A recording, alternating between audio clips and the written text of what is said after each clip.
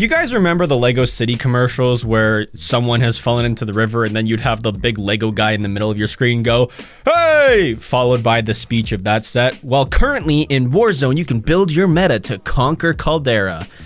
Yeah, I'm super bored and tired of using meta weapons in Caldera and just Warzone in general. And to be honest, Caldera's not that fun to begin with. I'm starting to become a Rebirth player over time. Like, I'm still playing Caldera every day. It's just I'm not having that much enjoyment with that map. It feels very campy and slow because of how open it is. And so I'll push someone, guns blazing, and then I'll just get beamed by some kid sitting in a bush. So it's not that fun.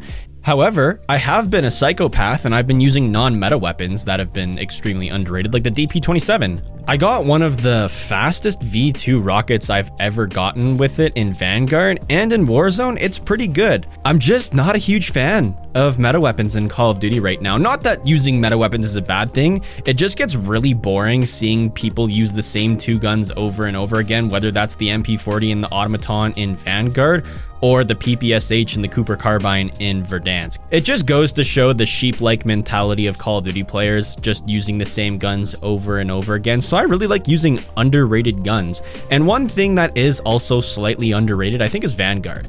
Let's be honest, Sledgehammer Games is the bottom of the barrel when it comes to Call of Duty developers, and the only sliver of credit I'll give them is being a support studio for Modern Warfare 3, which is my favorite Call of Duty of all time.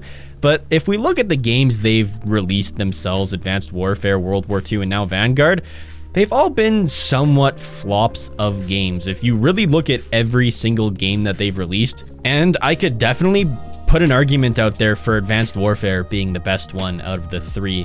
But I will say Vanguard does get a lot of unwarranted hate just because it's Vanguard and it's Call of Duty. It does have its issues. I've talked about it like about 200 times by now, it seems, but it's nice to play a game that I enjoy and have fun. And it's kind of an underdog when it comes to Call of Duties, and I always like cheering for an underdog, but let's be honest, no Call of Duty game is an underdog because it's one of the biggest, if not the literal biggest gaming franchise on the planet. I would say Call of Duty, League of Legends, Minecraft, probably top 3, GTA 5. Realistically, you could do some math and some analytical stuff and find out what one is actually first. I could probably even just Google it and find the answer, but I'm too lazy to do that. But yeah, I just wanted to bring to people's attention some of the more underrated things within the Call of Duty community, because I feel like everyone's just so laser focused on, oh my god, Scump is using the MP40 and the Automaton, so that is the only thing I'm going to use. And for the players that use those weapons, I'm not trying to trash talk you there, but it goes to say something when you could give a toddler an MP40 and that toddler could get a bunch of kills in Vanguard. Like, the MP40 takes no skill to use. It's one of the fastest killing guns in the game. And that's like, it makes sense why people use meta weapons, but do you not get bored of using the same gun over and over and over again? And if you're saying no, you don't get bored, I don't trust you, because back in Modern Warfare 3, the meta then, and I guess the meta still is, the ACR 6.8, the MP7, and the MSR, and that's what everyone used to use, but it got to a specific point where even me, at the ripe young age of 11 or 12, got bored of using the same 3 weapons over and over again, so I switched up and I would use guns like the CM901 or the M4A1, or I would just go through every weapon that game had in its catalog.